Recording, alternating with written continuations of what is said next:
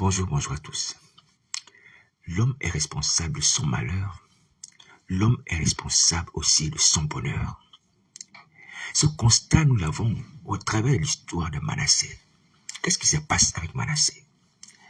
La Bible dit que lorsque Manassé s'est mis à pécher, à adorer les faux dieux, à sacrifier les enfants, Manassé a été pris par l'armée du roi d'Assyrie. Vous voyez, les chefs de l'armée du roi d'Assyrie ont amené Manassé en prison, l'ont enchaîné. Pourquoi? Parce que Manassé péchait. Vous voyez, Manassé péchait, ce qui est mal aux yeux de l'Éternel et aux yeux des habitants de Juda. Manassé a été donc lui-même à l'origine de son malheur au travers de sa vie de péché, sa vie de sorcier, sa vie de magicien et d'idolâtre. Et il va se retrouver en prison. La Bible dit que Manassé va se retrouver dans la détresse. Alléluia. En Assyrie, en exil dans un pays lointain. Un roi enlevé comme ça par une armée étrangère qui va l'enfermer en prison. Vous voyez, tout ça à cause de ses péchés. Donc Manassé était responsable de sa situation. Ainsi donc, si Manassé n'avait pas péché, Manassé n'avait pas invoqué des faux dieux, Balastarté, n'avait pas sacrifié les enfants, voyez, n'avait pas adoré les étoiles, voyez, pratiqué la magie et la sorcellerie, Manassé aurait vécu en paix dans son royaume et conservé son poste de roi. Il serait libre, voyez. Mais comme Manassé s'est entêté dans nos péchés, malgré les avertissements des hommes de Dieu, à un moment, Manassé a dû subir le salaire de ses péchés. Il a été emmené en Assyrie comme un vulgaire prisonnier. Comme un vulgaire prisonnier. L'homme est responsable de son malheur. L'homme est responsable de son malheur. D'ailleurs, la Bible dit que le salut péché sa mort. Nous voyons d'ailleurs la concrétisation de cela dans le jardin d'Éden. Lorsque Dieu va dire à Adam et Ève, vous pouvez manger tous les arbres du jardin. Mais le jour que vous allez manger l'arbre de la connaissance du bien et du mal, vous mourrez. Vous mourrez. Et Adam et Ève ont mangé l'arbre de la connaissance du bien et du mal. Qu'est-ce qui est arrivé? La mort est entrée. La mort est entrée. L'homme est responsable de son malheur. Vous allez me dire, oui, mais le serpent est venu, oui. Mais Adam et Ève avaient le choix. Le choix n'est pas écouter le serpent et d'obéir à la parole de Dieu. Oui. L'homme est toujours placé devant un choix. Et c'est ce choix qui produit les conséquences. Oui. Ça peut être des avantages. Ça peut être aussi également des inconvénients. Alors, donc, si l'homme et la femme s'étaient tenus à observer la volonté de Dieu, à obéir à ce commandement qui leur interdisait de manger la connaissance du bien et du mal et de manger tous les autres arbres du jardin, ils seraient toujours en vie. Ils ne connaîtraient pas la mort, ni la malédiction. Mais comme ils ont choisi d'écouter la parole du malin, ce qui est arrivé, c'est que maintenant, ils ont été maudits en instant. Ils ont été maudits et la mort est entrée. Et comme vous pouvez le constater aujourd'hui, vous pouvez le voir, dans toutes les villes du monde, il y a des cimetières. Dans mon village, il y a des cimetières. Il y a des cimetières partout. Tout ça, c'est la conséquence du choix de l'homme. L'homme né d'Adam, inspiré par son père et sa mère, Adam et Ève, des mauvais choix. L'homme est responsable de son malheur. Est-ce que vous entendez? L'homme est responsable de son malheur. L'homme est responsable dans son bonheur. Nous le voyons également dans la vie de Manassé, parce que lorsque ce dernier va se retrouver en Assyrie, enfermé, lié dans cette prison, il va se repentir. Il va adresser à Dieu des supplications. La Bible déclare que Manassé va supplier Dieu. Il va prier Dieu. L'Éternel des armées, il va parler à Dieu de tout son cœur. Alléluia. Et c'est alors que Manassé sera libéré. Il va être ramené dans son royaume et rétabli sur son trône comme auparavant. Comme auparavant. Est-ce que vous voyez? C'est extraordinaire.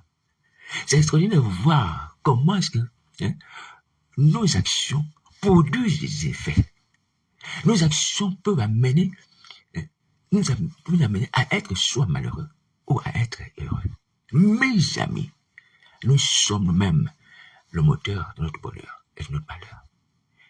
Nous sommes des personnes réservées, responsables de ce qui va advenir de nous. C'est-à-dire que si on va dans les temps de feu, c'est nous. Si on va au paradis, c'est nous-mêmes. Il n'y aura personne d'autre. Il n'y a personne accusé, pas le diable, ni les démons, ni la chair, ni les hommes, ni Dieu. Non. Nous seuls. Nous seuls. Est-ce que vous entendez? Alors, c'est bien de pouvoir comprendre cela. Parce que peut-être dans votre esprit, vous pouvez vous dire qu'on est captif. C'est à cause du diable qu'on ne peut pas sortir de cette captivité. C'est à cause du diable qu'on va subir les temps de feu. C'est à cause du diable qu'on pêche, c'est faux. C'est pas à cause du diable qu'on pêche. On peut arrêter de pécher, malgré le fait d'être captif de Satan, le diable. Parce que Manassé aussi, c'est le point de ses péchés. C'est-à-dire qu'il prend la résolution de renoncer au péché. Et spirituellement, ça veut dire que Manassé était également captif de Satan. Il adorait Satan. Il pratiquait la sorcellerie, la magie. Vous voyez? Donc, du coup, quand il va payer l'éternel des armées, ça veut dire qu'il va demander pardon pour ses péchés.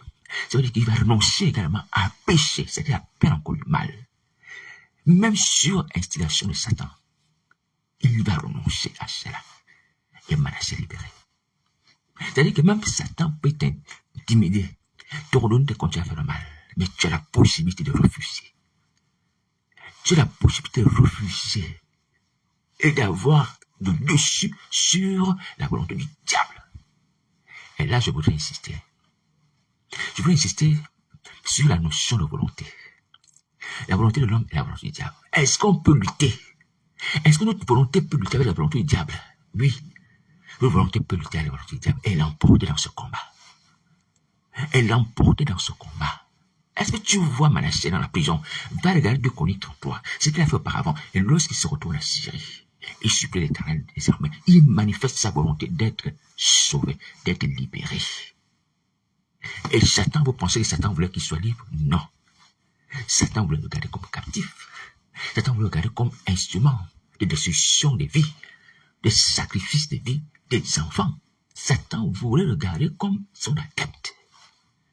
Donc il y a eu là un combat entre sa volonté de quitter le diable pour être libre et la volonté du diable de le garder comme esclave. Est-ce que vous entendez? Mais la volonté de Manassé a été la plus forte.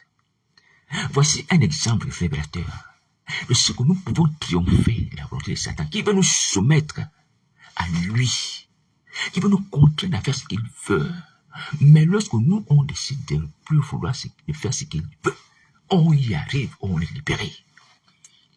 J'ai l'habitude de prendre souvent l'exemple, par la grâce de Jésus de Bartimée. Vous voyez, la foule qui voulait faire taire Bartimée avait une certaine volonté, elle voulait faire taire Bartimée, l'aveugle de Jéricho, qui criait après Jésus, fils David, aie pitié de moi. Vous voyez. Mais Bartimée a crié plus fort, c'est-à-dire qu'il a manifesté une volonté plus forte d'être sauvé, ou du moins d'être guéri de sa cécité. Et là, nous avons un exemple encore plus probant, ouais, plus édifiant, parce qu'on a en face de nous, lorsqu'on regarde Manassé, quelqu'un qui nous ressemble à un tout point de vue, un être humain qui a pratiqué la même chose que nous. Magie, sorcellerie, tuerie, tout ça, Manassé l'a fait, et nous aussi l'avons fait. Alors donc, si nous voulons être sauvés, nous avons qu'imiter le modèle de Manassé dans la prison. Parce qu'il est vrai que Manassé est d'abord un anti-modèle, c'est-à-dire quelqu'un qui est un mauvais exemple, mais il devient modèle dans la prison. Et un exemple sûr pour pouvoir nous séparer de Satan, pour pouvoir quitter le diable et être libéré. Et ça doit nous donner la foi. La foi, bien, ce qu'on entend avec la parole de Christ. Voici la parole de Christ. Vous pouvez refuser de faire la volonté du diable. Vous pouvez refuser cela et triompher de la volonté du diable qui vous a servi, car avec lui vous amenez dans le feu de souffle.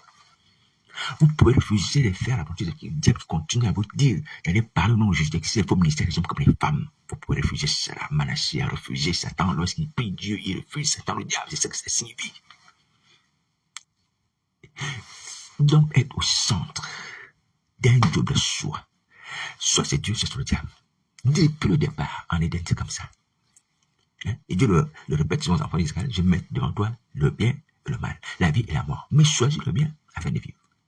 Alléluia. L'homme est toujours devant un double choix. Et Dieu lui donne la liberté de pouvoir choisir. Mais de faire le bon choix, et de triompher, et de vivre les conséquences, les bénéfices du bon choix. Et de subir également les conséquences du mauvais choix. Alléluia. Alors vous comprenez que ce matin, je voudrais vraiment encore que cette parole puisse entrer dans vos cœurs. La parole du Seigneur Jésus. Peut-être que vous vous êtes résolu à vous dire, à cause de l'ancienneté dans laquelle vous êtes, dans le monde des ténèbres, ou du fait que vous avez vu vos parents qui sont morts dans la sorcellerie, ou parce que vous voyez beaucoup de démons, des choses comme ça. Mais Manassé aussi était dans cette chose.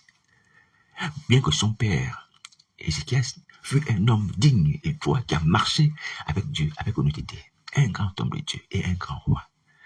Alléluia. Mais Manassé vivait avec le monde des ténèbres. Il a grandi, il a pu le tourner à 12 ans. Et à 12 ans, finalement, bien avant, il a commencé à pratiquer la sorcellerie. Oui. Jusqu'à un certain degré où Dieu va le frapper.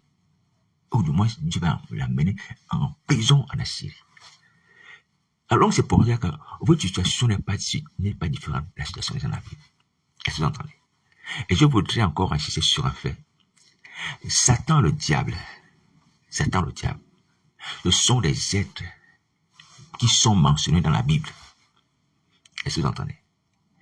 Le Père, le Fils, le Saint-Esprit sont mentionnés dans la Bible. Satan le diable aussi est mentionné dans la Bible.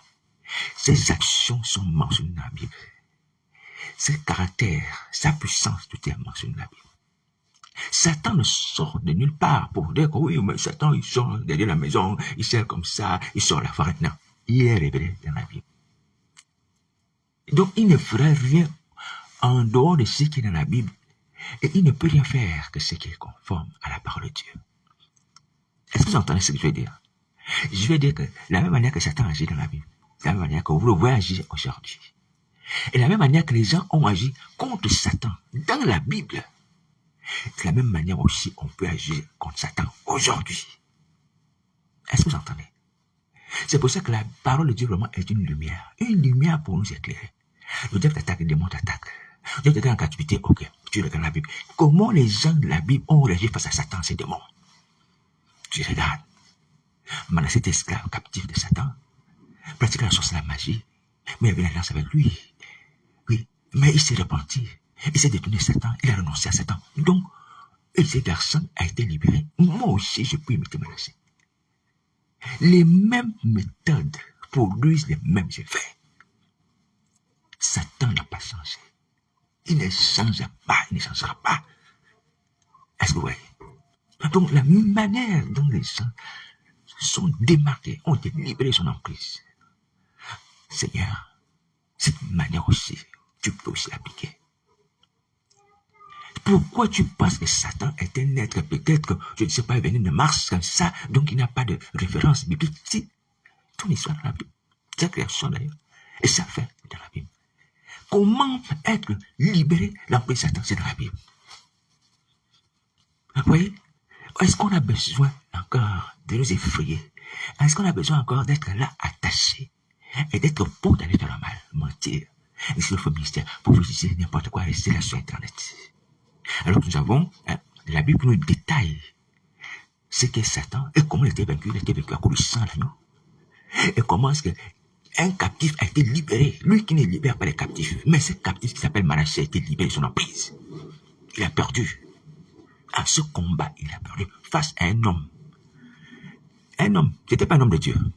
Attention, alors je précise. Manassé n'était pas un prophète. Manassé n'était pas le roi David. Oui, il n'était pas David qui était un moment harcelé par ses ennemis. Il va être capturé à un moment. Non. Manassé a marché dans le péché. Manassé a marché dans l'impiété. Loin de Dieu. Loin de Dieu. Il n'avait pas d'expérience avec Dieu. Manassé n'était pas un homme de Dieu. Manassé n'était pas un roi qui a marché dans la voie de David. Mais Manassé s'est souvenu certainement de ce que l'Éternel a fait à ses pères. Alléluia. De comment il a délivré seulement l'esclavage d'Égypte. De ce que, comment Dieu a fait avec son père Ézéchias. Il se souvenu de ces choses. qui amène Manassé aussi à se tourner vers l'Éternel des armées. Oui. Enfin, tu vois, aujourd'hui, ta situation ne s'explique pas.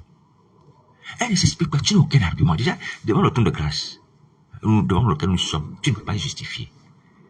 Tu ne peux pas justifier. Tu ne peux pas justifier quoi que ce soit qui te permette, toi, d'être captif du diable, d'aller faire le mal. Tu ne peux pas justifier cela. En aucune manière, tu ne peux pas. Et tu as beaucoup plus à ton avantage. C'est ce que je constate par la grâce de Dieu. Mais des arguments qui te permettent d'être libre.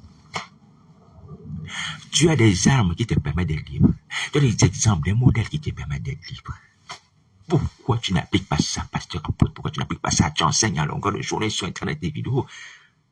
Tu peux être libre, tu peux être libre. Manassé n'était même pas pasteur comme toi. Manassé n'était pas prophète comme ça. Il n'est inspiré par la parole de Dieu. Il n'a pas la connaissance théologique que tu as. Ah, Seigneur Jésus, c'est pas possible, c'est pas possible. Manassé n'avait pas l'on peut dire un quart de ta connaissance. Vous connaissez même la Bible plus que même les enfants de lumière. Oui, parce que ceux qui sont de vous, parce que moi aussi j'apprends de vous. J'ai appris de vous. Et j'apprends de vous. Oui, mais vous êtes captifs. C'est ce qui est le comble aujourd'hui. On ne comprend pas. Ces gens qui connaissent la Bible, qui savent expliquer la Bible, qui donnent des citations, qui sont, mais sont captifs. Donc, à quoi vous cherchez cette connaissance? À quoi vous cherchez cela? Un pasteur de l'église à Paris. À quoi sert cette connaissance que tu as? Oui, j'ai vu ton message, je vais l'écouter. Ce message est intitulé, j'ai vu quand Dieu quitte une nation. Mais c'est intéressant de parler de ces choses. Quand Dieu quitte une nation, oui. Mais quand Dieu quitte un homme, il faut aussi en parler. Ou quand Dieu veut repartir, ou quand l'homme veut repartir à Dieu. Alléluia. Mais c'est aussi bon de l'enseigner. Enseigne aussi, après avoir toi appliqué. Quand l'homme veut repartir à Dieu, quand une nation veut repartir à Dieu, mais c'est aussi bien en étant toi-même un exemple, en rendant témoignage. Comment je m'étais éloigné de Dieu, comme Manassé. J'avais abandonné ma femme, mes enfants. Je ne dis pas que c'est le cas. Je donne un exemple comme ça. J'étais tombé. J'étais pasteur, je prêchais. À un moment, j'étais séduit par une femme d'une beauté extraordinaire qui m'avait envoûté par un gâteau d'anniversaire. Elle a dit, pasteur, c'est ton anniversaire. Prends le gâteau là. Tu es un homme de Dieu, j'apprécie bien tes messages. Et tu as mangé le gâteau d'anniversaire. Et tout d'un coup, tu es retrouvé à l'hôtel avec ta femme, la fête de cette femme. Et c'est alors que ta vie a basculé. Tu as commencé à être possédé par des êtres bizarres. Tu vois des choses bizarres dans ton sommeil et tu as taché l'impudicité. Oui. Mais à un moment donné de ta vie, tu t'es repenti de cela. Et tu es revenu à Jésus-Nazareth. Parce que ta femme qui souffrait de ton infidélité, je n'ai prié et Dieu a fait grâce. L'Esprit de Dieu t'a touché, t'es repenti. Oui, ça c'est un bon témoignage. Je ne dis pas que c'est ton cas, je ne dis pas que c'est ton cas. C'est un exemple que j'ai pris comme ça. Alors donc, quand on a un témoignage comme ça, de quelqu'un qui a péché, qui s'est repenti, voyez, et qui agrémente cela dans une prédication, ça touche les gens. C'est pas honteux de dire qu'à un moment je suis tombé. C'est pas honteux, hein. Le pasteur à toutes les autres personnes. Hein, tu es mon frère en Christ, c'est vrai. Je l'ai souvent dit. Hein, tu es mon Théophile, hein, Théophile de Luc, à qui il adresse les actes des apôtres et l'évangile. Excellent Théophile. C'est pas mauvais de dire aux gens que j'étais tombé, mais Dieu m'a relevé, que ma femme a prié. Je dis bien que c'est pas ton cas. Je prends un exemple comme ça, au hasard. Alléluia. Voilà. Et c'est bien. Et comme ça conforte. Parce que dans la situation actuelle, mais nous sommes tous morts. Nous sommes tous tombés. Il ne faut pas se leurrer. Vous voyez? Donc ça peut encourager les gens à revenir à Jésus-Nazareth. Mais lorsqu'on prend des exemples, on prend des thèmes qui n'ont pas de vécu avec nous, qui n'ont pas de lien avec notre vécu, ça sera quoi? Ça sera rien. Ça sera rien. Alléluia. Prêchons aussi nos vies, prêchons aussi le témoignage de notre retour à Jésus-Nazareth. Prêchons aussi le témoignage de notre repentance à Jésus-Nazareth. Parce qu'on a besoin d'entendre ça. Moi, j'étais attaché à l'impudicité. Moi, je vous parle. J'étais attaché à l'impudicité. Et c'est un miracle aujourd'hui. Je suis comme ça. Un miracle. Un miracle. J'étais attaché à l'impudicité. Hein. Christ m'a libéré l'impudicité. Il m'a libéré la cigarette, m'a libéré l'alcool. Un miracle. Oui. Donc, Jésus-Christ libère. Il te libère l'impudicité. Et tu n'as pas le désir d'aller commettre l'impudicité. Tu n'as pas le désir d'aller chercher les femmes. Tu n'as pas le désir d'aller chercher n'importe qui, même recevoir des offres des femmes qui veulent que tu te souilles avec elles. Quand il libère, il te libère. À condition que toi aussi, tu te préserves aussi. Tu manifestes également ton désir de préserver ta libération. Vous voyez? Alors donc, c'est possible de pécher de telle manière, de témoigner de là où on était, de ce que Christ a fait pour nous. Alléluia. Ouais. Et ça encourage les autres ici à nous suivre. Quand Dieu quitte une nation, c'est vrai. Quand Dieu quitte une nation, oui. Mais c'est quand l'homme revient à Dieu, ou quand une nation revient à Dieu, qu'est-ce qui se passe et comment cela se produit? Parce que nous avons besoin de revenir à Dieu. Dieu nous a déjà quittés. C'est nous qui l'avons quitté, on va dire comme ça. Comme le fils prodigue va quitter son père. Parce qu'on a tourné le dos à Jésus-Christ. Il faut le dire. Maintenant, comment l'homme revient à Dieu? Comment une nation revient à Dieu? Comment le fils prodigue revient à Dieu? Voilà le thème du message qui concerne la majorité des personnes aujourd'hui qui sont mortes dans le pays lointain, qui servent les pourceaux, ouais, comme le fils prodigue. Alléluia. Donc, je reviens sur le fait que Manassé n'était pas un homme de Dieu, comme vous, tous les autres, les pasteurs apôtres. Ouais. Manassé se souvenait de certaines histoires sur les dernières armées et délivrances qui ont opéré aux enfants d'Israël. Ces choses étaient écrites et il a prié, il a été délivré. Est-ce que vous entendez? Alors j'insiste encore sur le fait de la volonté. Parce que lorsqu'on voit, c'était plusieurs délivrances à Manassé, il y a l'expression de deux volontés. La volonté du diable, qui est manifeste, qui a gardé Manassé et qui veut toujours le garder. Comme la Bible dit aussi que Satan ne lâche pas ses ennemis et ne lâche pas ses captifs. Quand il te prend, il ne lâche pas. Alléluia. Mais lorsqu'on veut être relâché, lorsqu'on veut être libre, je dis l'homme y arrive. Est-ce que vous voyez? C'est-à-dire que Dieu nous a donné une capacité à pouvoir triompher de Satan. Ah, Seigneur. C'est pour ça qu'on est sauvé. Dieu ne s'est jamais sauvé. Jamais. Il faut le connaître. Tu as la capacité de triompher de Satan. Toi, mon frère, ma soeur qui m'entend, tu as la capacité. Tu as la capacité de triompher de la volonté du diable. Ta volonté t'exprime. Tu l'exprimes en toute sincérité. Tu as volonté d'être sauvé. Et tu l'exprimes à Dieu. Seigneur, je ne veux plus rester en captivité. Je peux être esclave de Satan. Je peux rester sorcier, magicien. Je ne veux plus verser du sang. Je ne veux plus maudire. Je ne veux plus. Sauve-moi. C'est ma volonté, Seigneur mon Dieu. Jésus Nazareth agira. Il va te sauver. Il va te sauver. Parce qu'il est écrit que Manassé va adresser à Dieu des supplications. Je ne sais pas si j'avais jamais fait mention de supplications. Alléluia. C'est écrit dans le livre des 2 Chroniques. Il va adresser à Dieu des supplications. C'est-à-dire qu'il ne va pas prier comme on a l'habitude de prier. Non, il va supplier. Vous savez ce que ça veut dire supplier? Aller à l'extrême. C'est-à-dire que désirer de son cœur avec des paroles profondes, des paroles qui touchent, supplie, c'est écrit supplier. Et il a supplié dans les armées. Il a parlé à Dieu avec ses supplications. Manassé est allé à l'extrême. Il a prié. Je pense que j'en ai déjà parlé et je le dis, mes amis, on n'a pas encore prié comme il faut. On n'a pas encore prié comme il faut. C'est-à-dire que aujourd'hui, je le dis, même pour moi, quand il y a des situations, on est là, on a la parole dans nos bouches, on prie, on a le micro, on marche d'un coin à l'autre. Seigneur, agis. Seigneur, tu vois. Seigneur, je suis malheureux, misérable, étends ta main sur le pays. Non. Cette façon de prier, c'est vrai. Ça, c'est un stade de la prière. Dieu peut agir aussi. Mais Dieu attend aussi que tu entres en profondeur dans la prière. La profondeur de la prière, c'est quoi? La profondeur de la prière, c'est lorsque tu manifestes maintenant des supplications. Tu as adressé à Dieu des supplications. Et quand il y a des supplications, mon ami, tu n'as plus le temps de prendre le micro te laisse. Quand il y a des supplications, les larmes peuvent couler de tes yeux. Quand il y a des supplications de ton cœur, tu pries. C'est en fait la prière du Seigneur Jésus, regarde, au jardin de Gethsemane. Oui. Là, quand il y avait la sueur qui s'est transformée en grumeaux de sang. C'est ça la supplication. Alléluia. C'est ça la supplication. Donc, Manassé est arrivé à ce degré de supplier. C'est vrai, la sueur, il n'y a pas la sueur, mais c'est vrai qu'il était arrivé à l'extrême. Ou si tu ne peux pas, tu es mort. Ou si tu ne peux pas, tu restes là. Tu pries à l'extrême de tout ton cœur, de ton âme, de ta force, de ta pensée. Ah, mes amis. Je vais encore leur dire, on n'a pas encore prié. On n'a pas encore prié, mais on a tout dans la Bible. Et ça, je le dis pour moi, ça c'est dans un coin de ma tête. Que le Seigneur Jésus me garde cet exemple dans mon cœur, dans mon esprit.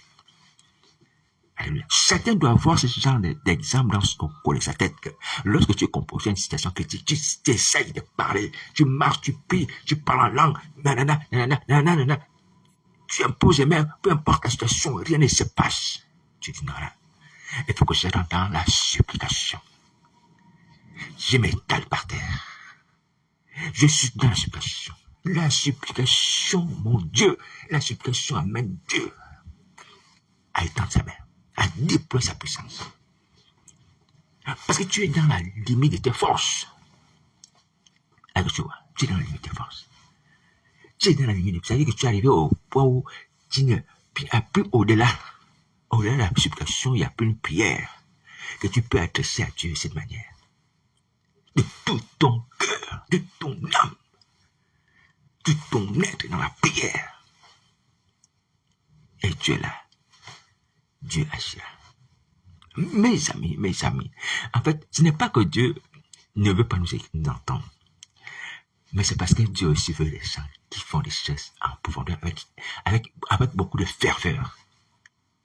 Il veut que les gens puissent faire les choses aussi avec ferveur. Voici pourquoi notre frère et le prophète Ézéchiel, quand il vient nous parler, il nous dit dans son message que Dieu a donné un rouleau et qu'il a mangé. Et ce rouleau, c'est notre message. C'est quoi? C'est les lamentations, les plaintes, les gémissements.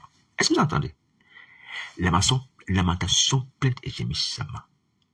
En fait, c'est-à-dire que Dieu ne veut pas écouter les gens qui parlent, qui récitent des versets bibliques, qui tournent là, autour de la salle, les stars avec les micros en main. Non, Dieu veut les lamentations, les plaintes, les gémissements. Retenez bien ça. Les pasteurs de France, auprès desquels Dieu m'a envoyé. Dieu veut des plaintes, des gémissements, des lamentations. Voici ce qui doit animer vos prières, les caractériser dans la situation actuelle. Ce n'est pas des prières qu'on fait debout. Non. Il faut arrêter ça. Vous laissez faire des photos ayant le micro à la main et dire qu'on prie, on a un costume. Non. Moi, mes amis, vous vous moquez de vous-même. Hein? Vous avez compris la manière dont Dieu veut qu'on puisse lui parler dans la situation actuelle. Il veut les lamentations, les plaintes, les gémissements. Et lamentation, c'est-à-dire que ce n'est pas une repentance avec des paroles habituelles, comme l'habitude. Oui. Je dis qu'on est arrivé à un stade où il faut entrer en profondeur, avec toute la ferveur possible. Lamentation, plainte et gémissement. Retenez bien ça. Alléluia. Retenez bien ça. Donc, c'est la limite de notre force, où les gens se couchent par terre. Comme Ézéchiel, le prophète lui-même, à un moment, Dieu va lui dire, prends le péché des Judas, prends le péché des enfants d'Israël, et couche-toi par terre. Et pendant un certain nombre de jours, il va faire 40 jours, alléluia, par terre, en prenant le péché, Seigneur Jésus, lui qui n'avait pas péché. Mais il va prendre le péché des Judas et d'Israël comme ça, couché par terre. Vous voyez, dans les lamentations, les plaintes et gémissements, c'est que le peuple d'Israël devait aussi faire, et qu'il a fait. Dans Ézéchiel chapitre 37, Dieu va entendre ces lamentations. Dieu va entendre les pleurs de ce peuple qui est en train de dire, notre espérance est détruite. Nous sommes morts. Alléluia. C'est alors qu'il va dire à son serviteur, prophétise ces ossements, qu'ils vont revivre. Prophétise que je vais les ramener leur pays. Parce que j'ai vu les lamentations. J'ai vu les plaintes. J'ai vu les gémissements. Ils ont fait ce que je voulais. Ils sont arrivés là où je voulais qu'ils arrivent. Je vais rester la nation d'Israël. Donc, je nous préviens. Le Seigneur nous a envoyé Ézéchiel le prophète, par lequel nous avons ce message. Repentez-vous, Rome de Siopos. C'est vrai, on doit se repentir. Tout ça, c'est l'expression de la repentance. Mais il y a une autre repentance qui est caractérisée je dis bien caractérisé par les lamentations, les plaintes, gémissements. C'est pas des choses qu'on va faire de façon superficielle. Comme on a l'habitude de faire. Le jeudi, le mardi, quand on se retrouve à l'union d'intercession, on confesse nos péchés, on est là debout en train de marcher. Seigneur, pardonne-nous. Deux personnes peuvent se mettre dans un coin et tout ça, et puis c'est fini, on s'élève. Non, mes amis. Là, il s'agit des plaintes et gémissements, lamentations, pour que notre vie change. Alors, vous allez me demander, mais pourquoi Dieu nous demande des plaintes, lamentations, gémissements? Parce que la situation est critique. La situation est critique. Nous sommes morts. Est-ce que vous entendez?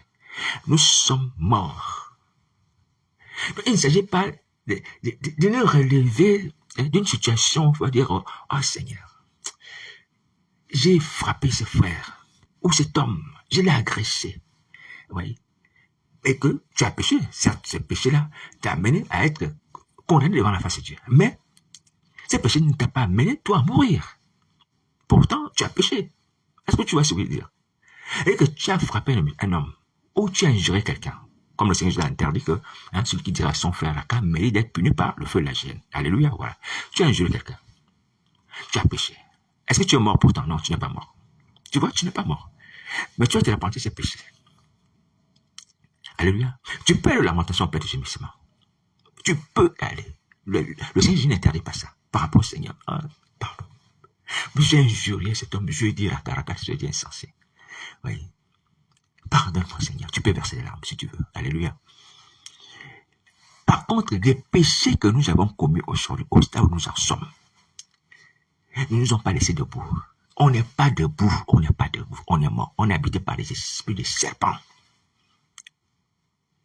Il y a des péchés que quelqu'un commet ou n'entraîne pas forcément la possession démoniaque. Même si c'est une ouverture, je ne sais pas comment ça se passe, mais vous pouvez me corriger. Alléluia. Parce que je ne connais pas tout.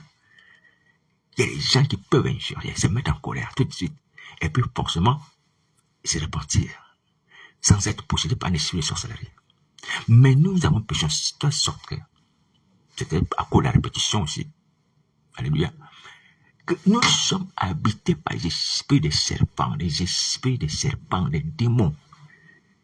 Est-ce que vous entendez ça, les démons?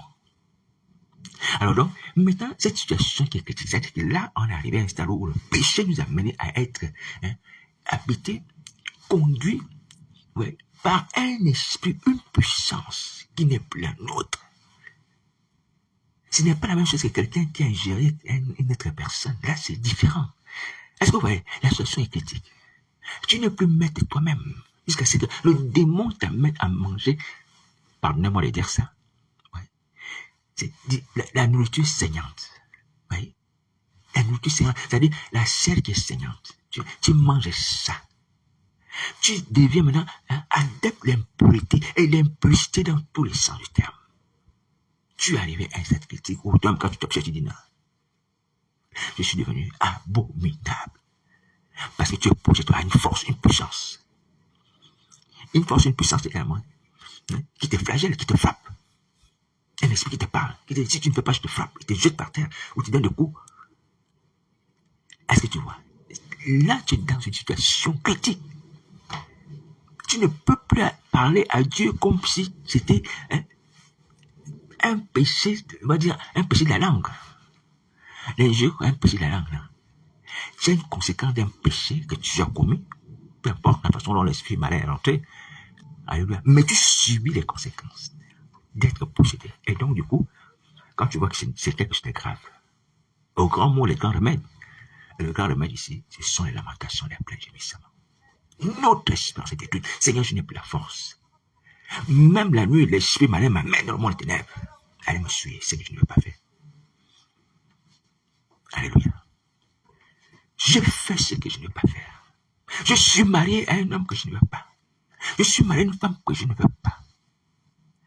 Et là, tu as le devoir de supplier Dieu avec les lamentations, avec les plaintes et les gémissements. Pleurer. Et sachant que dans cette situation de sueur, tu pèches aussi contre Dieu.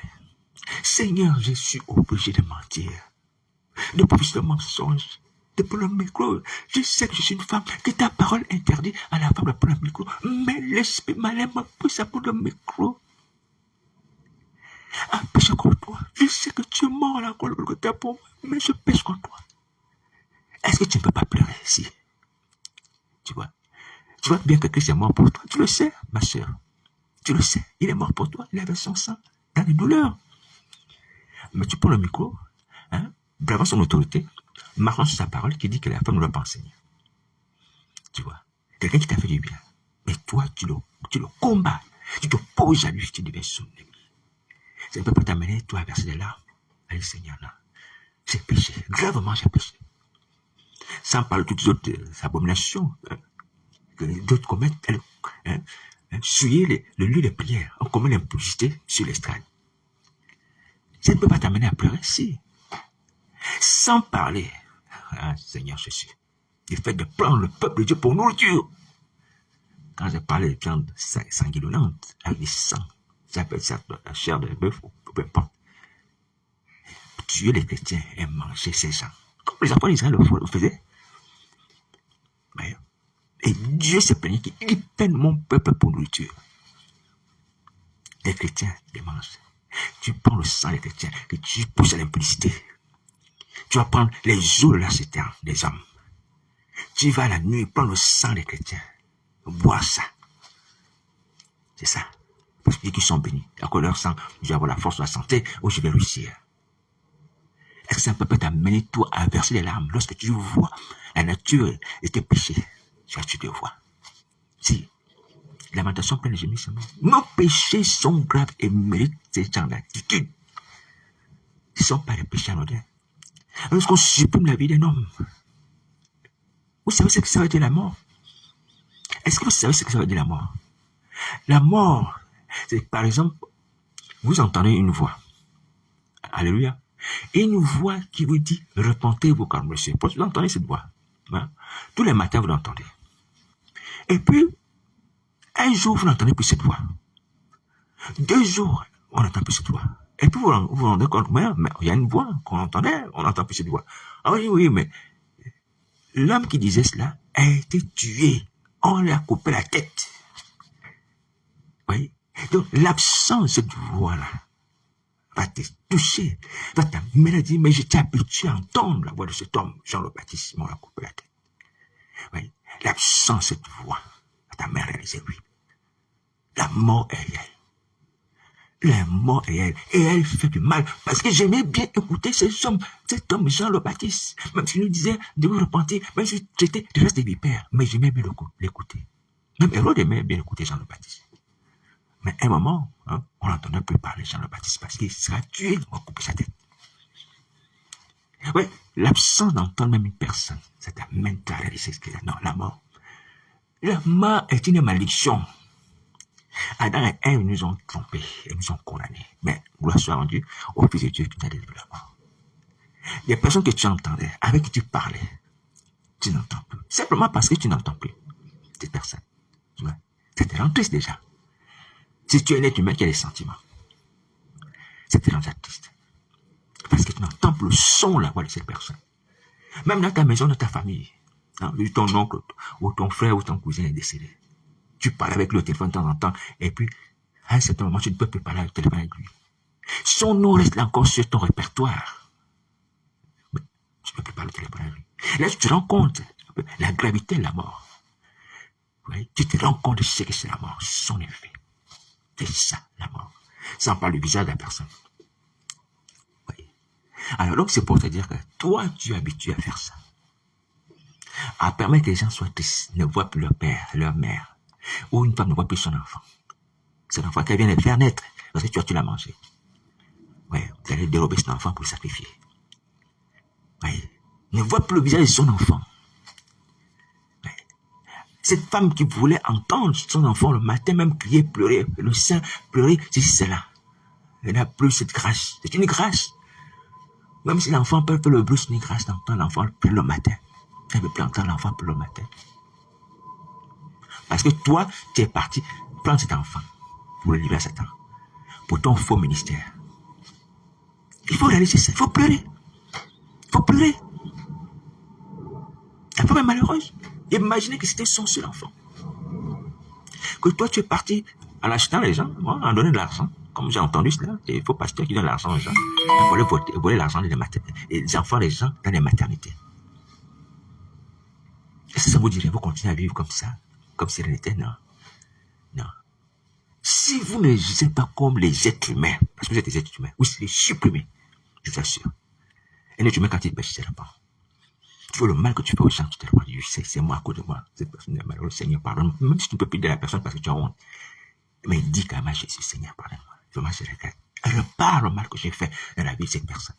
Cet enfant que je suis allé prendre, parce que j'ai acheté des gens pour récupérer ces bébés, Seigneur. Permets que cette femme puisse encore en changer.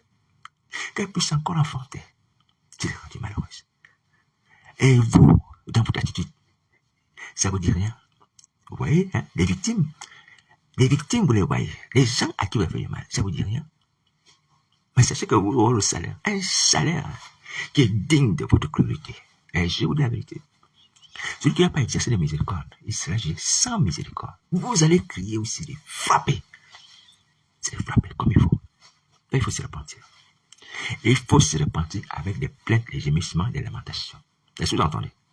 Donc, voici pourquoi que lorsqu'on voit notre ami Manassé qui se retrouve en Assyrie, il pouvait supplier l'Éternel. Ce Manassé-là a tué les enfants, il a brûlé au feu. Et Satan, qui est sadique, a utilisé Manassé lui-même à prendre ces enfants-là, à les mettre sur le feu. Que ce soit un feu spirituel, que ce soit un feu physique. C'est écrit dans la Bible. À les voir brûler en l'honneur de Satan le diable. Est-ce que quelqu'un qui a commis des péchés ne peut pas supplier Dieu, Seigneur, pardon? Vraiment, j'ai été dans une extrême méchanceté.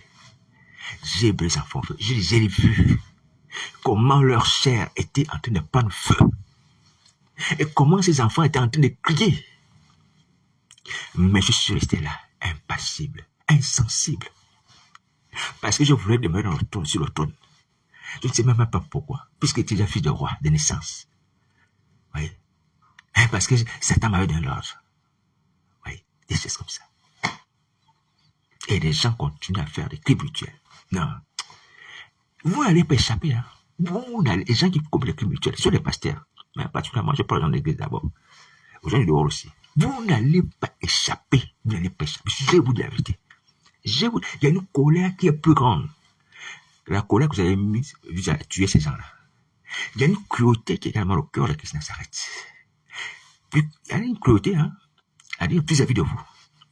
Il y a une violence dans le cœur des anges de Christ Nazareth qui va manifester vis-à-vis de vous. Plus que ce que vous avez fait vis-à-vis de ces innocents. Ah non, ne vous leurrez pas. Quand Dieu punit, il punit. Les gens, ils vont brûler. Alléluia, ils ont brûlé, non. Vous avez vu qu'ils ont brûlé, non. Un feu les a brûlés. Ils ne criaient pas, ils criaient. Est-ce que le ciel a arrêté? Non, le ciel n'a pas arrêté. Pendant que les gens brûlaient sur la terre, les gens de Sodome, les gens de Sodome brûlaient, criaient, se débattaient, oh, je ne pleure pas, oh, pardon, au secours, oh Dieu.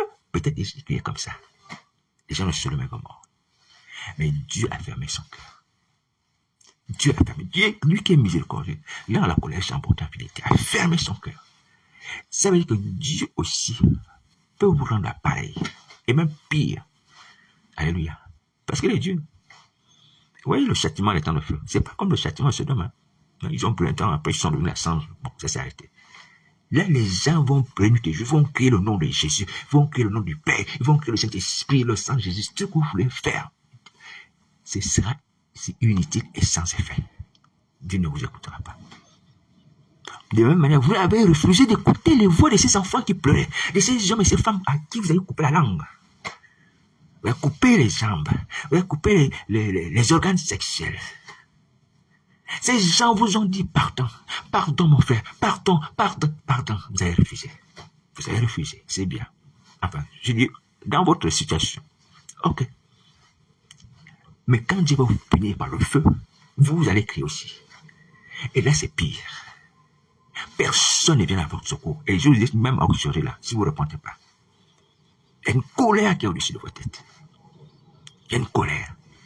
Une colère plus forte que votre colère que vous avez manifestée vis-à-vis de ces innocents. Même si c'était des ennemis. Même si c'est des ennemis. Ça a été trop cruel. Et vous continuez à l'être aujourd'hui. Les femmes qui viennent voiler les gens spirituellement, mettent le voile sur la tête. Et vous voyez bien que ces gens-là sont aveuglés la journée. Puisque spirituellement, vous voyez les gens. Lui, il pense marcher, mais il y a une grande cagoule sur la tête. Vous voyez? Comme les femmes afghanes, là. Vous voyez ça spirituellement. Mais physiquement, vous voyez une personne qui est bien coiffée et tout ça. Mais vous avez placé ce voile. Et c'est vous qui le faites. Ça vous dit rien. Votre cœur n'est pas sensible à ça. Parce que vous devez rendre compte à Satan, vous devez donner à Satan le nombre de victimes, vous devez rendre compte à Satan, oui, j'ai volé tel nombre de personnes. Votre insensibilité-là va vous perdre. Vous allez sentir ce que c'est d'être insensible. Dieu le démontre. Vous le démontrez. Les temps de feu là, je sais que j'ai parlé les gens vont pleurer, non? Des grincements des dents. Mais quand il y a les grincements des dents là, est-ce que vous avez vu que je vais dire, à quoi les grincements des dents et les pleurs, les anges vont venir, vont vous délivrer, vont asperger de l'eau et tout ça, non? Même le père Abraham, qui voit son fils, le mauvais riche, dans le siège de moi, en train de brûler, il dit non, on ne peut pas envoyer Lazare. Toi, tu as eu tes biens et tu as été dur vis-à-vis de Lazare. C'est justice. Ah oui, Dieu va être comme ça, mes amis. Vous plaisantez. Tu vas voir les gens se réjouir, comme la Bible dit que l'agneau sera là avec les rachetés. Vous allez voir l'agneau. Les gens se réjouissent au loin, entendre les chants de louange. À l'agneau de Dieu, Abraham, Isaac et Jacob. Les gens de toute classe, de toute nation vont se réjouir. Et là où vous allez périr, brûlant, demander le couteau.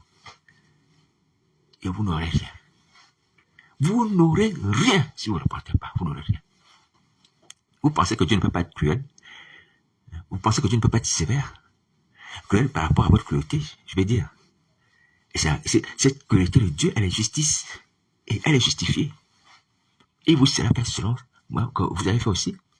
Allez, c'est ce que le Seigneur Jésus dit. Si ce que vous faites aux hommes est bien, vous aurez le bien. Si vous pardonnez aux hommes, Dieu aussi va vous pardonner. Si vous aimez les hommes, Dieu aussi va vous aimer. Jésus, c'est lui qui dit ça. De la même manière, vous avez pardonné aux hommes, on va vous pardonner. Vous n'avez pas pardonné aux hommes, vous serez mis en pièces. Il y a une parabole qui en parle comme ça. Où il y a un homme qui avait de l'argent, et puis on va lui dire, bon écoute, tu dois l'argent, c'est pas la peine. Le propriétaire dit, va, il annule ta dette. Et lui, il va trouver son compère qui lui doit l'argent, il va l'étrangler. Tu peux payer ce que tu me dois, paye ce que tu me dois, il va me le jeter en prison. Oui. Mais le patron qui lui avait dit, bon écoute, je te remets ta dette, il va dire, ah bon, j'ai entendu que c'est que tu as fait à ton compère. Maintenant, toi, tu vas payer. Tu vas payer tout ce que tu me devais là. Donc la grâce que je t'ai faite là, tu n'as pas eu la même grâce vis-à-vis de l'autre. Est-ce que vous entendez? Donc, le monsieur était sévère vis-à-vis de son compère. Alléluia. Mais il a aussi senti la sévérité de Dieu. C'est juste et c'est justice. Vous voyez? Faites attention, mes amis. Le mal qu'on fait là va nous rattraper et il sera pire que le mal que Dieu va nous affliger. Il sera pire. Il faut se repentir, il faut laisser le mal, il faut laisser. Alors, je reviens, parce que j'insiste encore là-dessus, sur notre volonté à être sauvé. Nous pouvons avoir le dessus sur le diable qui combat notre volonté à être sauvé. Nous pouvons avoir le dessus. Manassé a eu le dessus sur la volonté du diable à le garder, à l'empêcher d'être sauvé, à le garder même la prison. Manassé a eu le dessus. Il a sauvé sa vie. Il a été libéré. Il a eu le pardon. Donc, agis maintenant. Arrête de perdre du temps. Agis. Donc, voici la parole du Seigneur Jésus. Est-ce que vous entendez? Voilà. Alors, je vais finir cet exemple sur Manassé ce matin, comme je disais, en entendant que l'homme est responsable de son bonheur et l'homme est responsable de son malheur. En disant ceci. Les lois spirituelles sont connues des anges et des démons. Les lois spirituelles. Il y a une première loi qui dit le salut pêche la mort. Lorsqu'on pêche, on meurt. C'est-à-dire que lorsqu'on pêche, Satan a le droit de nous faire mourir. Il a le droit de nous faire mourir. Sauf si Dieu fait grâce exceptionnelle. Parce que c'est aussi une loi biblique. Il fait grâce à qui il veut, il punit qui il veut. Alléluia. Voilà. Mais, si Dieu ne fait pas grâce exceptionnelle, dans la situation où nous sommes, nous, aujourd'hui, normalement, on doit mourir. Hébreu a raison de le dire. Que ceux qui ont connu Christ, et qui sont refroidis, ils n'ont plus de la repentance. Le salut péché la mort. Mais nous sommes en train de vivre une grâce exceptionnelle, et c'est dans la Bible. Dieu fait grâce à qui il veut. Moïse avait péché. Alléluia. Dieu lui a interdit la terre promise. C'est pour ça que Satan avait réclamé le corps de Moïse à l'ange. Vous voyez? Mais Dieu a fait grâce à Moïse. Il va se retrouver dans la vision, la transfiguration sur la terre promise. C'est une grâce que Dieu fait. Mais normalement, si Dieu devait laisser la loi s'exprimer, Satan devait partir le corps de Moïse, parce qu'il a péché. Vous voyez? Il faut faire attention. Alors donc, les lois de Dieu sont connues d'en haut et d'en bas. Le salut du péché, c'est la mort. Le salut du péché, c'est la malédiction. Le salut du péché, c'est l'emprisonnement. Le salut du péché, c'est la maladie. Donc, j'ai parlé mort, emprisonnement, maladie. Donc, le salut du péché, c'est le mal. Donc, voici pourquoi lorsque Manassé pêche, l'armée du roi d'Assyrie le capture. Parce que c'est conformément à la loi divine qu'il le capture. Maintenant, il y a une autre loi aussi qui dit que si nous confessons nos péchés, les péchés nous pardonnent, nous purifions l'iniquité. Alors, Dieu ne prend la mort du pécheur, mais qu'il se répande et qu'il vive. Et donc, maintenant, si on se répand nos péchés, Dieu ne veut pas notre mort. On aura donc la vie. Et c'est ce qu'il dit aussi aux enfants d'Israël, à travers le prophète Ézéchiel. Je ne veux pas la mort du pécheur, mais qu'il se répande et qu'il vive. Donc tu te répands et tu auras la vie. Et donc Manassé qui se retourne en Syrie se répand. Il a la vie, il a la liberté. Il retrouve sa fonction de roi. Ça aussi c'est une loi connue d'en haut et d'en bas, connue des anges et des démons. Donc voici pourquoi lorsque Manassé se retrouve dans sa prison à la Syrie, il se répand. Donc c'est une loi qui veut que lorsque tu te répands de la vie, il ne pouvait qu'être libéré. J'ai insisté sur cet aspect, en plus de la volonté. C'est-à-dire que nous avons une loi qui fait qu'aujourd'hui, certes, on est captif, mais aussi nous avons une loi qui vient annuler cette loi, la loi de la repentance qui nous libère. Appliquons la loi de la repentance qui libère, parce que les conséquences de la repentance, c'est la libération, c'est la vie, c'est la restauration. Satan et ses démons savent cela. Les anges de Dieu savent cela. Est-ce que vous voyez? Donc Manassé, pour reprendre son exemple, ne pouvait plus rester prisonnier en Syrie parce qu'il s'était repenti. La loi de Dieu devait s'exprimer. Alléluia. Il n'y avait plus de raison de le garder captif. Voici pourquoi je vous dis, mes amis, mes frères et sœurs, c'est un mensonge de dire que c'est quelqu'un qui est la sorcellerie. Il devient enfant de Dieu et Satan va le tuer. Mais c'est pas vrai. La Bible dit que celui qui croit juste à la vie éternelle, c'est lui que le Seigneur Jésus qui dit. Celui qui croit moi à la vie éternelle. Il n'a pas la mort et la vie. Même si tu étais ancien sorcier, ancien magicien, tu as la vie, tu ne meurs pas. Quiconque vit et croit moi ne mourra jamais.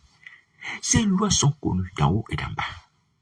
Alors, la ruse du diable, c'est de combattre ces lois divines qui sont notre protection, qui sont nos avantages. Et nous faire croire que ces lois n'ont pas d'efficacité. C'est ça la ruse de Satan. De faire croire que ces lois n'ont pas d'efficacité. C'est même la loi sur le sang de Christ qui dit que ils l'ont vaincu à cause du sang de l'agneau et à cause de la parole de témoignage. Vous voyez que lorsque nous tuons le sang de Christ, Satan fuit, ses démons fuient. Mais il va revenir. Pourquoi il revient? Il revient, l'objectif, c'est nous amener à douter que le sang de Christ donne la victoire sur lui. Alléluia. Mais sachant que c'est un mensonge, le sang de Christ m'a donné la victoire sur le diable hier, même s'il vient me donner encore la victoire aujourd'hui. Donc, ce n'est pas le fait que Satan va revenir qui va me dire que, oh, maintenant le sang de Christ n'agit pas. Comment Satan part, il revient. Comment Satan part, il revient. Non, il agit. La chose que nous ne comprenons pas, c'est que Satan a le droit de nous tenter tant qu'il n'est pas lié. Tant qu'il n'est pas lié, n'est pas encore lié pendant 1000 ans. Il a le droit de nous tenter. Donc, il a le droit de revenir. Ouais, il a livré ses mouvements jusqu'à présent. Il a tenté le Seigneur Jésus. Non pas une seule fois, plusieurs fois. Ouais, c'est lui qui a incité les pharisiens et les docteurs à leur poser les questions capricieuses. Oui. Tant qu'il n'est pas lié, le droit d'agir comme Satan, le diable, séducteur, tentateur. Alléluia. Donc, on ne doit pas s'étonner du fait que le chasse, c'est vrai, il part, il revient, mais on le chasse encore, parce qu'il n'est pas encore lié. Donc, on ne doit pas douter de la puissance du sang de Jésus. À partir du moment où le sang qui nous permet de voir Satan fuir, mais ça veut dire qu'il agit. Et sachant que Satan n'est pas lié. Ouais, pourquoi on va douter? Pourquoi on va douter? Alléluia. Donc, il ne faut pas tomber sur ces pièges-là. Il ne faut pas tomber sur ces pièges. Alléluia. Parce que je sais que beaucoup d'enfants de Dieu, moi le premier départ, on se dit, bon, quand on chasse le diable, c'est fini. Il ne peut plus t'attaquer, tu l'as chassé, tu as détruit ses œuvres, c'est fini, il ne peut plus revenir. Mais il revient encore, il revient encore. Alléluia. Et puis, on peut se mettre à réfléchir, Seigneur, mais est-ce que je prie bien? Oui, tu pries bien. Tu pries bien. Sauf que tu n'as pas compris que Satan n'est pas encore lié. Il s'est lié pendant 1000 ans, après il s'est jeté dans le feu. Le souffle. La preuve, c'est que lorsqu'il va d'ailleurs libérer sa prison, après les 1000 ans, qu'est-ce qu'il va faire? Hein? Il va aller rassembler les nations aux quatre coins du monde. C'est ce que la Bible nous dit. Gog et Magog pour les rassembler au grand combat. Toujours dans son œuvre de combat. Dès qu'il est libéré, il fait quoi? Il ne se dit, ouais, bon, je m'attends à la colère de Dieu, c'est bon, je m'arrête là, c'est bon, j'ai fait du mal. Non. Il va rassembler encore les sangs. Il faut combattre Dieu. Est-ce que vous voyez? Donc, il ne s'arrête même pas de combattre Dieu. Il va rassembler les gens. Après avoir été lié pendant 1000 ans, il va rassembler les gens pour combattre Dieu. Ouais. Donc, si Satan agit là, comme ça, comme Dieu, comme le fait que les gens nous les humains, ce qui est important, ce n'est pas le fait que Satan t'attaque indéfiniment. Ce qui est important, c'est que est-ce que indéfiniment tu arrives à repousser le diable? Est-ce que indéfiniment tu arrives à pousser le diable? Oui, tu le repousses. Alors, pourquoi tu t'inquiètes? Ne t'inquiète pas. Marche comme ça. C'est comme un chien. Hein? Un chien violent, un chien qui est méchant, hein, qui aboie. Il aboie, tu le repousses. Ah, arrière. Il continue à aboyer. Arrière. Mais pendant qu'il aboie, tu avances, n'est-ce pas? Tu avances, tu vas dans le travail ou, je sais pas, dans ton activité. Le chien te voit, tu as fini de faire ton activité, il continue, il reprend encore. Hein? Tu prends le chemin de l'autre pour rentrer à la maison, il continue à aboyer. La même chose. Et tu es en train d'aboyer derrière toi. Tu le repousses, tu rentres à la maison. Alléluia. Le lendemain, tu sors à la maison pour aller retourner le travail, il recommence à t'aboyer. Tu fais comme ça, tu avances, tu le repousses. Et tu t'habitues à ça. Il n'y a pas un autre moyen pour arriver au ciel. Il n'y a pas un autre. Comme ça, on est habitué. Tu as chassé le diable, tu le chasses. Tu as chassé hier, tu le chasses encore aujourd'hui. Puisqu'il va recommencer. Alléluia. Voilà. Donc, si c'est pour nous rappeler ces principes, alléluia, il ne faut pas se décourager. Il ne faut pas se décourager. Donc, si tu abandonnes la sorcellerie, mon frère, ma soeur, pasteur, tu abandonnes la sorcellerie, la magie, tu vas jusqu'à Nazareth. Le diable va t'attaquer. Il faut dire les choses. Il ne faut pas mentir, il va t'attaquer. Alléluia. Mais tu auras la victoire. Tu auras la victoire, tu auras la protection. L'ange éternel campe autour de ceux qui le craignent et ils arrachent toute forme de danger. Donc, l'ange éternel va camper à tes côtés. L'ange de Jésus. Est-ce que tu entends? Tu auras en plus le sang de Christ par lequel tu vas repousser le diable, la nuit, le jour, et tu vas annuler même les œuvres. Tu as réussi à te faire porter, on va dire comme ça. Tu as réussi à te faire porter des habits de sorcellerie, de magie, dans ton sommeil. À cause du sang de Christ, tes habits là vont te déchirer. Je ne me glorifie pas, mais comme David pouvait rendre compte de ce témoignage, la victoire de l'Éternel par rapport à ses ennemis, pendant qu'il y a un moment où les gens portaient des masques, vous voyez? Et donc du coup, le diable, quand il vient, il t'attaque, tout ce qu'il voit, il utilise. C'est comme un brigand quand il vient pour tuer un individu. Si tu trouves que tu as laissé un couteau partir, il prend le couteau, il t'attaque, il te met ça. C'est comme ça qu'il fait souvent. Et donc du coup, le diable m'a attaqué. Et là, paf, le diable me met un masque sur la bouche, dans mon sommeil. Donc, je suis là avec un masque. Vous voyez, c'était la période où les gens mettaient les masques. Je pense peut-être que j'avais mis un masque à côté de mon lit, je ne sais pas. Ouais. Et donc, je me retrouve là avec un masque. C'est impossible de parler. Mais lorsque j'ai dit le sang de Jésus, à mes amis, il y a un feu dans ma bouche. Un feu. Vous voyez, un feu qui a brûlé le masque dans mon sommeil, le feu. C'est là où j'étais étonné. J'ai dit, même le sang de Nazareth se transforme en feu. Oui, mes amis. En fait, l'arme qu'on appelle le sang de Nazareth prend toutes les formes par rapport aux situations. Ça peut être un feu, ça peut être même une eau aussi, si tu es par exemple brûlé. Alléluia. Mais ça, c'est quelque chose à noter. Notez-le bien. Alléluia. Parce que quelqu'un peut prier dans sa prière. Au travers du feu du sang de Jésus, on va s'étonner. Mais comment le frère peut dire que au travers du feu du sang de Jésus? Le sang de Jésus, c'est un sang, c'est un liquide. Mais comment un feu? Si, il produit le feu. Je vous parle devant la face du Seigneur Jésus. Je ne mens pas. Alors, donc, du coup, le masque que j'avais sur la bouche a pris feu, a commencé à se consumer, et paf, j'ai ouvert ma bouche et j'ai parlé. Alléluia. En fait, j'ai dit le sang de Christ dans mon cœur. Le sang de Jésus dans mon cœur. Alléluia. Et donc, du coup, il y a eu le feu qui a consumé ce masque-là que Satan va réussir à mettre dans mon sommeil. Vous voyez. Donc, c'est important à noter. Bon, je ne sais pas s'il faut le faire. Alléluia. Mais, l'idée me vient comme à l'esprit. Alléluia. D'écrire quelques aspects des combats que j'ai subis. Alléluia. Pour édifier les autres. Je vais essayer de le faire. Si le Seigneur le permet, mais c'est pour notre édification à tous, notre encouragement. Je pense que je vais le faire. Je vais le faire. Parce que les psaumes de David nous encouragent. Hein. Quand David est menacé par les eaux menacent ma vie et tout ça. Je m'écris loué sur le terrain et je suis délivré de mes ennemis. Ça nous encourage. Toutes ces choses. Hein. Les tribulations par lesquelles David passe. Parce que Satan agissait au travers de Saül qui était devenu sorcier. Vous voyez, ça nous encourage. Je vais quand même le faire, hein, par la grâce de Dieu. Mais, je le dis encore, je ne suis pas arrivé. Alléluia. David chantait des psaumes, il pouvait raconter les exploits que l'Éternel opérait au travers de lui, mais David n'était pas encore arrivé, on veut dire, à la fin de ses jours. Donc, on peut raconter les œuvres qu'il nous a fait, sans pourtant qu'on soit arrivé à la fin des jours, de nos jours. Alléluia. Voilà. Si ça peut nous-mêmes nous encourager, moi-même, ça m'encourage, hein. Même le rappel de ces choses, ça m'encourage. Et ça peut aussi nous encourager. Je pense que je vais le faire. Alléluia, je pense que je vais le faire. Par la grâce de Nazareth. Donc, je précise aux hommes de Dieu, aux pasteurs, ne voyez pas cela comme quelque chose par lequel je vais m'élever, dire que je suis arrivé au sommet, voilà, ça ne m'a plus m'atteindre parce que dans de ces attaques, Christ me délivre, vous voyez, ou que je fais comme ça, non. C'est pour nous encourager. Alléluia, je veux le dire. Humblement. Prenez ça comme ça. Oui, même moi aussi, dans la situation aussi, je dis, Seigneur, mais c'est pas bien. J'aurais dû moi mettre ça dans un cahier. Hein? C'est vrai qu'ils m'ont volé un cahier où il y avait mes songes. Mais c'est pas grave, qu'ils soient pardonnés les hommes qui l'ont fait. Mais un cahier où Christ me délivre. Comme les psaumes, les petits psaumes, les psaumes indignes du frère Daniel. Alléluia, par lesquels je n'ai pas à libérer, l'empire de Satan, des démons, des esprits malins, des esprits, des eaux, des attaques là, pour que vous aussi vous soyez encouragés. Est-ce que vous êtes d'accord avec ça? Donnez-moi votre avis. Alléluia, donnez-moi votre avis. Mais je pense que c'est encourageant. Hein? Même les hommes de Dieu, s'il y a un homme de Dieu qui est debout, c'est bien de raconter ça. C'est bien, même des livres. Hein? Je m'est arrivé de lire des livres de Dieu dans les librairies chrétiennes. Ouais, quand il raconte les missions, comment Dieu a protégé la mission, comment la sorcellerie a été éteinte. Je prends comme ça un exemple au pif. Ouais, c'est bien, ça encourage. Hein? Le jeune missionnaire qui est là, il dit, l'homme de Dieu a passé par cette situation, comme ça, Dieu l'a délivré. Ça encourage. Vous voyez, nous avons des exemples pratiques. Bien que nous avons aussi d'autres exemples dans la Bible. Alléluia. Voilà, notre Dieu, le Dieu de la Bible, et le Dieu de l'époque actuelle aussi. Il ne change pas. Je vais le faire. Bon, je vais raconter sur l'exemple du masque sur ma bouche. Alléluia. Le masque sur ma bouche, là. Feu, il est consumé. Lorsque j'ai dit mon cœur, le sang de Jésus. Alléluia.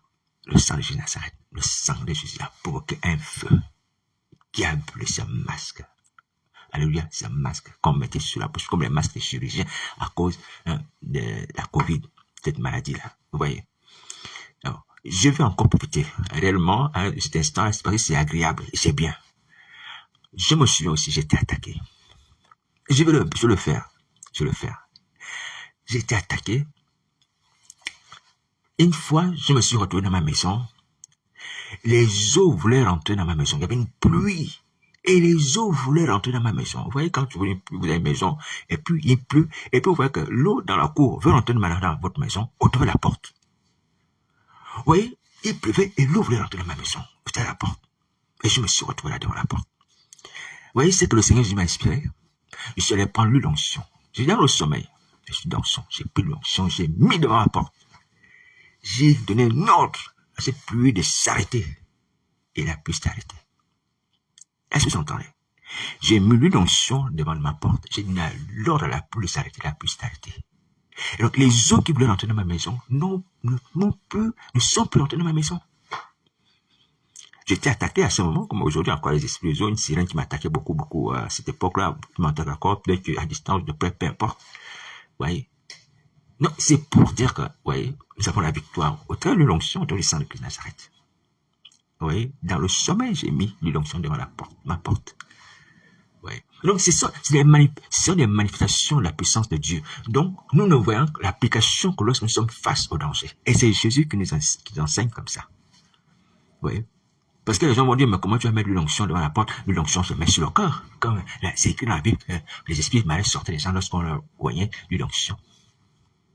Mais cette révélation-là, je vous assure, elle vient de Christ. J'ai mis l'onction devant ma porte. Et la pluie s'est arrêtée. L'eau ne peut plus rentrer dans ma maison. Vous voyez? Voilà, tout ça, c'est pour nous aider. C'est pour nous édifier sur la manière de faire les choses. Ce qui est important, c'est le support. Vous voyez? C'est l'élément qu'on utilise, le sang de Christ. Mais la manifestation peut être différente. Elle peut être différente, hein. La manifestation de l'utiliser peut être différente. Ça peut même ça peut nous étonner. On n'a pas vu d'exemple comme ça, de cette façon dans la Bible, de façon pratique. Mais il y en a des exemples comme ça. Alléluia, il y a des exemples comme ça. Même lorsque le Seigneur Jésus crie à la tempête qui voulait entrer dans la barque, c'est la même chose. Hein? Il dit tais-toi. Et la tempête c'était. Et l'eau ne peut plus rentrer dans la barque. Ouais, mais nous, aujourd'hui, par la grâce de Nazareth, on utilise l'onction et on donne un ordre. Et la pluie s'arrête. Vous voyez? Mais ces choses-là, il faut les prendre avec l'Esprit de Dieu. Parce que celui qui n'a pas l'Esprit de Dieu va dire non, mais c'est pas concrètement ça, c'est pas effectivement ça, pas exactement ça. Ouais, c'est pourquoi il faut faire attention. Alléluia. Voilà. Donc, quand vous voyez une chose qui est biblique, et vous l'appliquez, vous voyez les faits, il n'y a pas la sorcellerie dedans. Il n'y a pas la magie dedans. C'est un élément biblique. C'est pas comme j'entends les gens, ils prennent le sang de Jésus, après ils vont encore, on rajoute le sel, on rajoute la poudre, on fait le parfum Saint-Michel. Non. Il n'y a pas de parfum Saint-Michel, il n'y a pas la poudre, il n'y a pas le sel, il n'y a pas un œuf, ou quoi que ce soit comme ça. Non. Il n'y a que l'huile onction, le sang de Jésus. Alléluia. Oui, c'est ce que nous avons. L'huile onction, le sang de Nazareth. Après, la façon de les utiliser, oui, le Seigneur Jésus peut nous amener à l'utiliser de telle manière. Mais on a les éléments de base qui sont bibliques, l'huile d'onction et le sang de Christ de Nazareth. Le pain, le vin. Ou la parole sur le sang de Christ de Nazareth. Vous voyez, même le Seigneur Jésus, quand il va permettre que les disciples puissent le reconnaître, il ne va pas prendre le pain et le vin, il va juste prendre le pain, il va rendre grâce, il va donner le pain et tout d'un coup, les yeux vont s'ouvrir. Il y a deux disciples sur le chemin d'Emmaüs qui n'avaient pas reconnu. Vous voyez, il va prendre ça. Il va dire, est-ce que vous n'avez pas du pain ici? On va lui donner du pain et tout ça. On va lui donner du pain, il va rendre grâce, il va partager le pain avec vous. Bon, après, il n'a pas dit ça, mais il va prendre du pain. Oui. Donc, quelqu'un aussi peut prendre du pain. À un moment, il y a un problème, une difficulté, un mal violent qui t'atteint et tu pries. Dis, Seigneur, toi, ce pain agit dans ma vie. Du pain sans levain. Parce qu'eux, ils avaient la coutume des gens en Israël, de manger du pain sans levain. Du pain sans levure. Si tu l'as même en réserve dans ta maison, c'est bien. En plus, je fais la Sainte Seine. Mais si tu as mal quelque part, tu as mal au ventre, parce que tu as beaucoup mangé, et puis tu te rends compte que cette diarrhée-là, tu vois, cet écoulement ne s'arrête pas. Si tu peux prendre le pain sans levain que tu as dans ta maison, tu pries et tu le prends, tu le manges, il va te guérir au nom de Jésus. Les apôtres ont été libérés de la cécité parce qu'ils ont pris le pain de Jésus. Mes amis, on a pris les éléments de la Bible, on a la vie. On a la vie, la victoire. Alléluia. Voilà, donc, je disais tout à l'heure que je vais voir par la grâce de Dieu, mais je voudrais le faire. Écrire même un livre sur le témoignage, la puissance du sang de Christ dans ma vie. Je ne suis pas encore arrivé, mais il est bon de le dire pour que tous ensemble soyons encouragés. Et moi aussi, je suis encouragé. Parce que c'est bien d'avoir ces souvenirs de temps en temps quand il me vient à l'esprit comme ça, mais il vaut mieux les écrire. Alléluia. Ils sont dans les écrits. Je veux le faire par la grâce de Nazareth. Alléluia. Voilà. Ce qui m'est personnel, comme les psaumes de David. Les petits psaumes indignes. D'un David indigne. Mais qui a la grâce de Jésus. Donc, je reviens sur le fait que, mes amis, on ne peut pas laisser le diable. On ne peut pas laisser le diable nous garder la captivité, alors que nous avons le pouvoir, par notre volonté, d'être libre. C'est pas normal. C'est pas normal, hein. Il faut se battre. Notre volonté annule la volonté de Satan. Notre volonté annule la volonté de Satan. Vous voyez? Notre volonté annule la volonté de Satan. Et la loi dit que si on se repent, on est sauvé. Le Seigneur nous a dit, il nous a répété encore, que si nous confessons nos péchés, il libère la sorcellerie. Les esprits malins nous quittent. Vous voyez qu'en fait, ce n'est plus le problème du Seigneur Jésus. À son niveau, est-ce qu'il va nous pardonner? Est-ce qu'il va nous libérer? Non, il n'y a pas de problème à ce niveau. Je vous ai dit ça. Le problème, c'est nous aujourd'hui. Le ciel nous observe. Est-ce qu'on fait la part qui nous revient, qui consiste à confesser les péchés? C'est tout ce que le ciel observe. Dès qu'on fait cette part, il y a la libération. Dès qu'on fait cette part qui nous revient, il y a la libération. Et on est capable de faire notre part. Et Satan ne peut pas s'opposer à cette loi dès qu'on l'applique. il va pouvoir peut-être chercher à t'intimider, à ne pas l'appliquer, à ne pas te repentir, te dire non, mais tu as beaucoup de péchés, tu as beaucoup fait, tu as versé du sang, regarde ça, ou te menacer. Mais si tu prends ton courage à 2 mains, tu dis je confesse mes péchés, tu vas confesser tes péchés et tu seras libéré. Jésus-Christ Nazareth vient. Parce qu'à partir du moment où tu t'approches de Jésus, tu confesses tes péchés, Jésus vient. Qu'est-ce qui se passe avec le diable? Le diable s'en va. Le diable s'en va. Parce qu'à partir du moment où tu confesses tes péchés, ce qui faisait obstacle entre toi et Jésus ne fait plus obstacle. Jésus vient et le diable s'en va. Tu vois, tu es libéré, tu as franchi et tu bénéficies de toutes les grâces de Jésus de Nazareth. Donc, voici ce qu'il y a à faire. Nous avons la loi, la repentance à notre endroit, à notre profit. Profitons-en, mettons en pratique, on sera sauvé. Arrêtons le pénitent. Sachant que nous sommes encore dans la situation, vous voyez, je vais terminer en disant que mon cœur est brisé. Mon cœur est brisé parce que, sachant que vous êtes dans la situation, mon cœur est brisé à cause du sentiment de Christ. Vous avez encore lié les gens hier. Vous prévoyez de lier encore les gens aujourd'hui. Ah Seigneur, repentez-vous de cela. Demandez pardon au Seigneur Jésus pour ce que vous avez fait hier avant-hier. Parce que tous les jours qui passent, tant que vous n'êtes pas délivré, vous faites le mal vis-à-vis des gens. Et c'est pas bien, c'est pas bien, c'est pas bien. Oui. Oui, tant que vous n'êtes pas repenti, la méchanceté continue à se produire. Satan continue à vous exiger le mal vis-à-vis des chrétiens, vis-à-vis de l'église, vis-à-vis de Jésus. C'est tout ce qui se passe, oui. Quand on a ça dans son esprit, mes amis, c'est pas, on ne peut pas être en paix. On ne peut pas être en paix. On ne peut pas être en paix. Le péché continue. Dans l'église de Paris, dans les autres églises, le péché continue. Parce que les gens ne sont pas repentis. Oui. Les gens de l'extérieur peuvent observer vos lieux de prière, vos ministères, comme si les gens, c'est un endroit calme, et tout ça tranquille. Les gens font leur réunion le jeudi, le vendredi, le samedi, et tout ça, non. Non. Le péché augmente. Chaque jour qui passe, tant que vous n'êtes pas repenti, il augmente, il augmente, il augmente. Non, il faut que ça s'arrête maintenant. Il faut que ça s'arrête. Il faut que ça s'arrête. La plus c'est que lorsqu'on va sur Internet, on voit qu'il y a un certain nombre de péchés qu'on ne voyait pas auparavant. Parce que Satan est en train de vous amener à déborder un peu plus. Vous allez déborder, mais vous débordez encore un peu plus. À l'église de Paris, c'est comme ça. Si je vais à l'église de Paris, peut-être que je vais trouver des choses que je ne voyais pas auparavant. Que je vais entendre des choses que je n'ai entendues pas auparavant. Je suis sûr de cela. Parce que tant que vous n'êtes pas encore repenti, votre péché abonde. Et la façon de faire aussi abonde. Peut-être que vous avez utilisé d'autres stratégies, mais je sais que le péché abonde. Tant que vous n'êtes pas encore délivré de l'empire de Satan, vous continuez à commettre les péchés.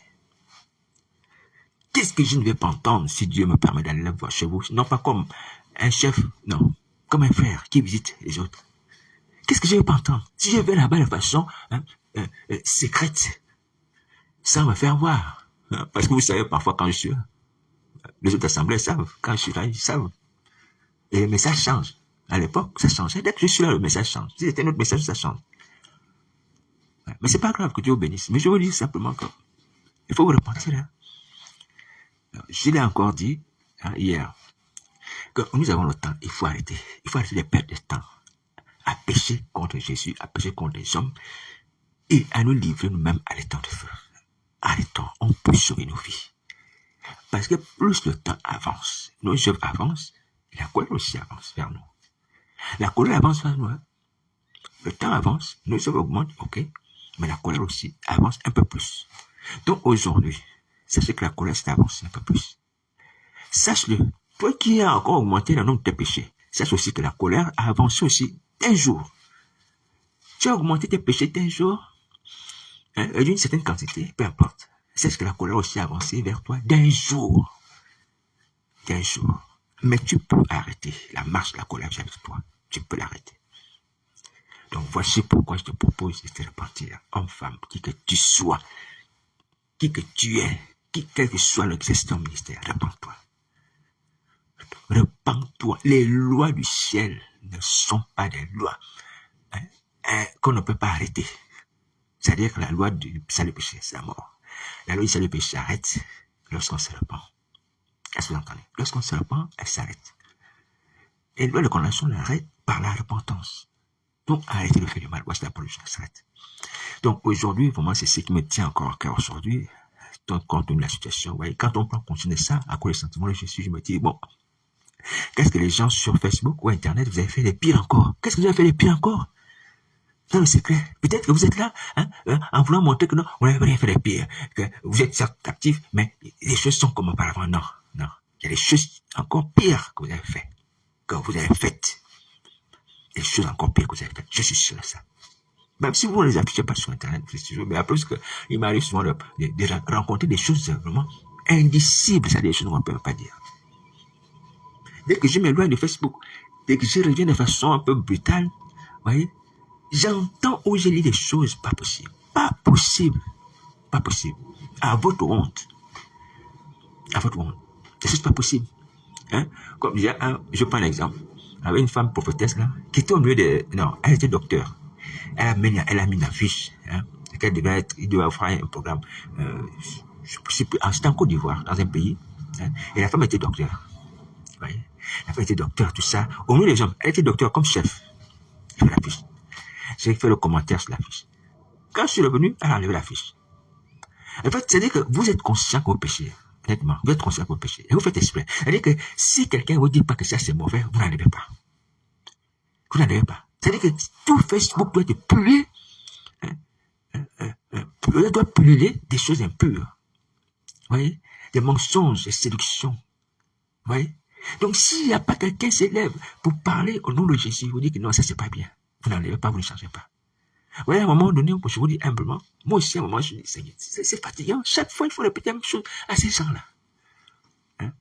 Mais il faut répéter. Ça me glorifie, il faut répéter. Vous voyez? Une autre fois, j'arrive à tout hasard comme ça, sur Facebook. Je vois les femmes qui sont en train de se dire, ah, mais toi, tu envoies les photos. Hein. À un moment, j'envoie les photos, je ne vois plus tellement ça. Les femmes qui envoient les photos, leur visage, tout ça. Oui, elles envoient les photos et tout ça. Et puis j'ai fait le commentaire. Ah, mais c'est Satan qui sera content. Hein. C'est Satan qui sera séduit. Hein. Je dis, mais ça c'est quoi cette affaire?